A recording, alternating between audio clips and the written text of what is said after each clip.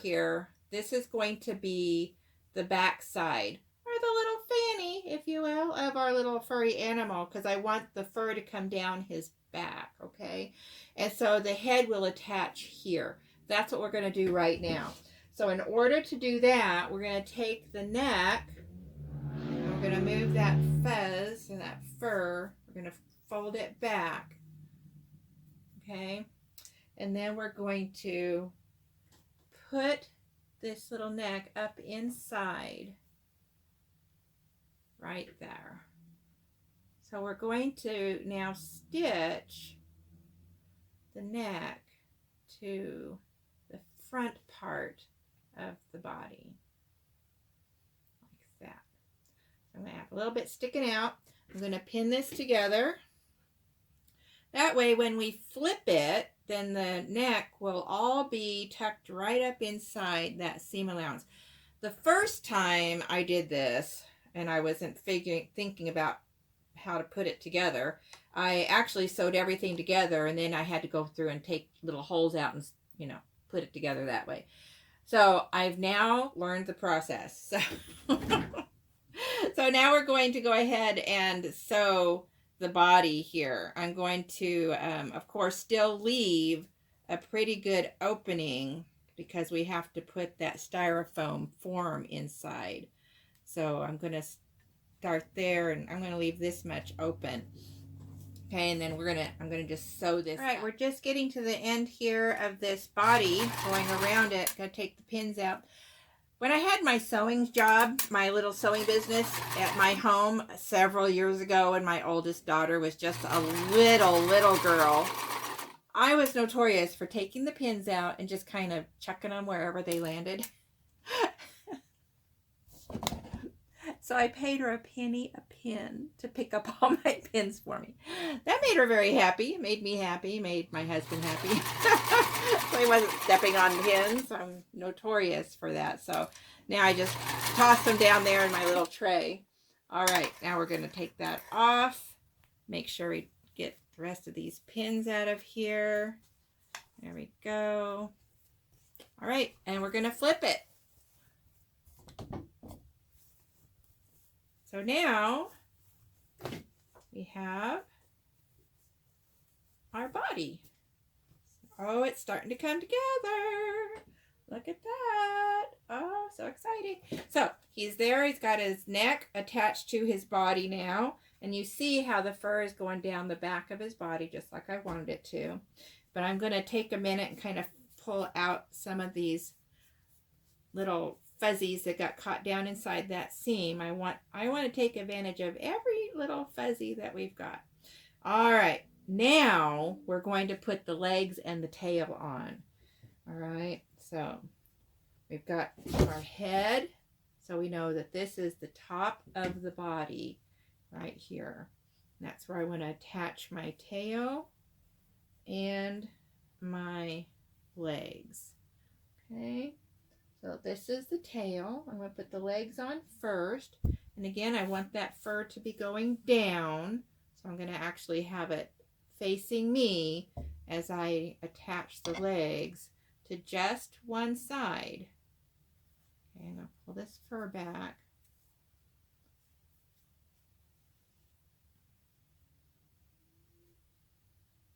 Just like this.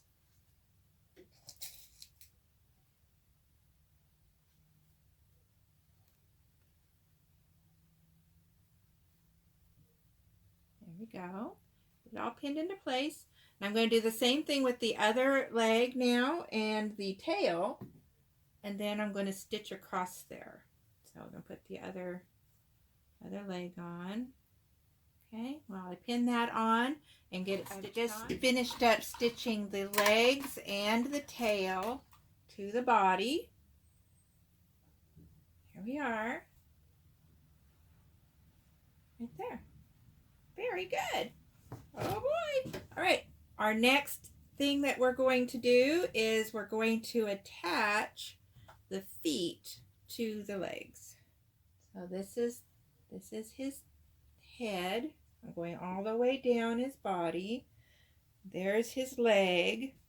And I want his feet to be going out this way from the leg.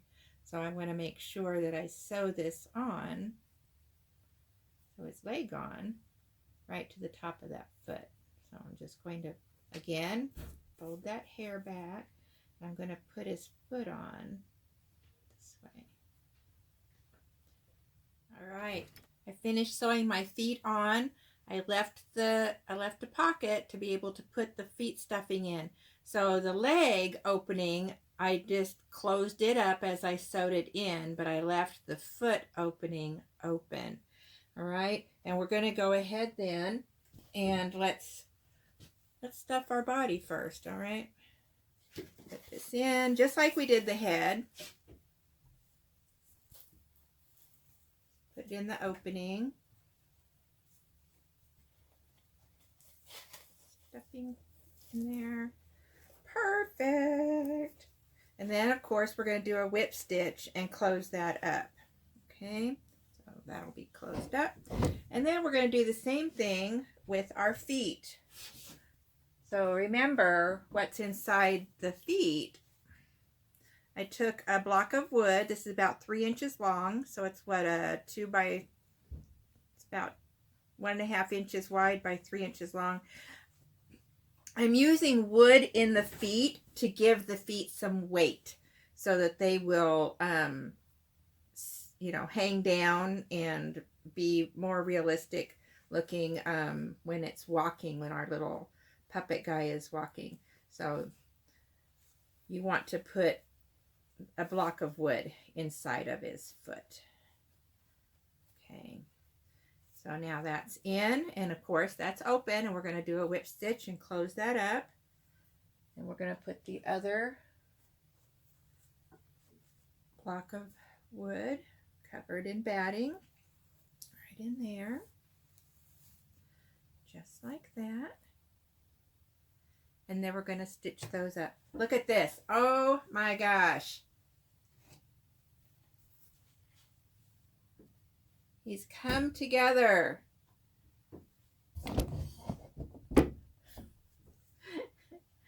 Head, body, little feet. Look at that. There he is. Okay, I'm going to whip stitch those openings closed, and then we're going to string him. Oh my gosh, I'm very excited. Okay, we're moving right along. I did go and do all of the whip stitching. I've closed up all of our little openings, and our puppet is completely sewn together. So it's time now to put him on and string him up to his little crossbars. So I've just taken a dowel rod. I don't know how wide this is. I didn't measure it. Maybe about, I don't know, 5/8. Is it 1/2 inch? I don't know. 1/2 inch dowel rod. Anyway, and I've cut this. This is 14 inches long by 12 inches wide, and the cross section happens here at 5 3/4 inches down. So this is what's going to operate the marionette. So we're getting ready to, you could paint this if you wanted to. You could just leave it plain, however you want to do that. But I've did that. I also drilled the holes in each of these so that we can actually string it up to the marionette here. Okay, so what we're going to use to do this is, let's see, fishing line, and I don't know, it's pretty heavy. It says I got it for $1, but this is pretty old and I can't read the test on it, but it's a pretty heavy duty fishing line here that I'm using. Anyway, so what I've got going, I've got a needle here. There it is. I've threaded the heavy fishing line on a darning needle so that it'll go through the eye. And what I'm going to do is find the center of our little friend's head here. Yeah, it's might be a little gruesome, but it must be done, right? And so I'm just going to kind of push the little fuzz away and get down to his scalp and just take a nice stitch and even go through the batting. Yeah, you could do that. And bring that up. You know, one of those hooked needles would probably really make this job a little easier to do. I should invest in a curved needle if I'm going to be making very many of these. Okay, here we go. So now it's through. I'm just going to take the needle off and set it there. And now all I'm going to do is just tie this off. So you could do some maybe fishing knot, I don't know, knots, but I'm going to do several square knots here to tie this off. And that's all we need to do, as you can see. Then that's going to bring him to life. So I'm going to go ahead and do that through and do the body. So again, what we're going to do is find that center point of his little back and the center point of each of his feet, and I'm going to get those tied off. Get him all ready to go on his little crossbars here so that we can play with him. It's going to be so fun. I can't hardly wait. Okay, so I've got him all stitched up. I've got all of it at the feet and his back and his head, all with the heavy fishing line here. So the measurements that we want to remember, and this took my husband and I a little bit to figure out. We had, our first one was a little bit wonky, but we figured out the math. Ideally for this little guy, from the tip of his head, we measured 16 inches is where we want to tie off onto our crossbar here.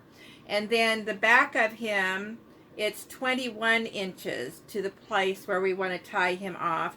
And his feet will be, that string will be 41 inches. And so this is pretty simple to do now. If you've measured, once you've got those tied onto the little body parts, you can measure up with your tape measure. And now it's pretty simple to thread up. If I can get this off of my actual spool of thread. Got too much stuff going on here. Okay, so back to business here. I have to say I'm pretty excited because it's just about 6:40 here, and I started this project at 3 o'clock this afternoon. I waited until I had a whole big block of time that I could do this uninterrupted so that I could see really how long this would take me to do, knowing everything I know about it now, and I don't have to stop to work or do dishes or, you know, anything else. So I'm looking for my little red mark that I made. There it is. So there's my little red mark right there on my fishing line. I know that's where I want to stop and tie this off. Now I'm not going to put the final knots in until I get him up to dance him around to make sure that that I do have it tied up pretty good. So I'm just going to put just a couple of quick knots in here, just enough to hold it. And when I see that it's exactly right, then I will make all of those knots permanent. There we go. So that's the head. The head gets tied onto the front part of this 14-inch bar. And then the little fanny part here gets tied onto the back of the 14-inch bar. For my little red line that I made on my fishing line, to know where to stop. There we go. Boy, I got really smart about doing that. The first time we were working on this, my husband was holding it and I was trying to get it all even, and he would go higher, higher, and I'd say, "Oh, bring it down low." It was a mess. Two old people. Crazy. So here we are. Okay, this one's tied off now. And then we're going to do the feet. Oh, it's just getting more and more exciting right now. Okay, so it's got the head and the body. So of course we want to tie this foot to this one. Look for my little red line. There it is. Boom! This is going so much faster than the first two that I made. I actually finished one up this morning and sent it off to one of my granddaughters in Missouri for her Christmas present. Shh, don't tell her. She doesn't have YouTube, so she won't be finding out what I put in that package to her. There we go. Okay.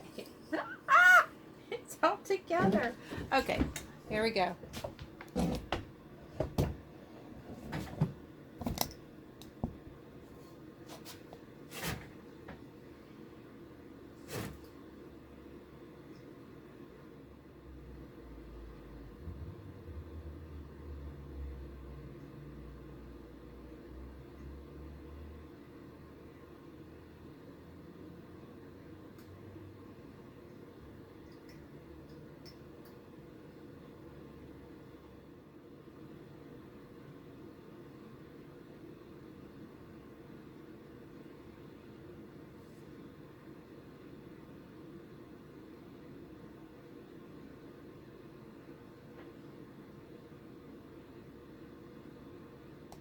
This was a lot of fun. I have not had a project before that I've gotten to use. This is just too cute. That I've gotten to use all of the things I enjoy doing. So I love being creative and creating this little guy, the face, being able to do whatever you want. So be creative with your face. You could even, I'm imagining even some little funny ears or antenna, things like that on his head. You could dress him up any way that you would want to. I have gotten to use my sewing machine that I've had in my life since 1980. I have used my scroll saw. I just got this scroll saw at the Goodwill, $24.50. I was so excited. That's a whole story in itself. I got to use, of course, my handy dandy glue gun. I used my Dremel sander to sand off the wood. I used my daddy's drill press that he left to me. I just love it. So happy I have that. So this was an activity and a project that has so many components to it, I know. If puppet making is something you're interested in, you've probably got the skills to do it. If it's not, it's pretty simple. If you've got other tips for me on making these little marionettes, this is the first time I've ever done it. This is the third one I've made this week. Hey, drop me a line. Let me know. If you've got questions on different techniques and things I used to do this, let me know. I'll be happy to get back with you. I've had so much fun doing this project, and I think my grandchildren and our oldest son is going to be very excited to get these for Christmas. So I hope you all have a Merry Christmas and Happy Holiday Season, and I hope you're staying safe and well. And thank you so much for spending these few minutes with me today. I hope you've enjoyed it. I've enjoyed being with you. Bye-bye.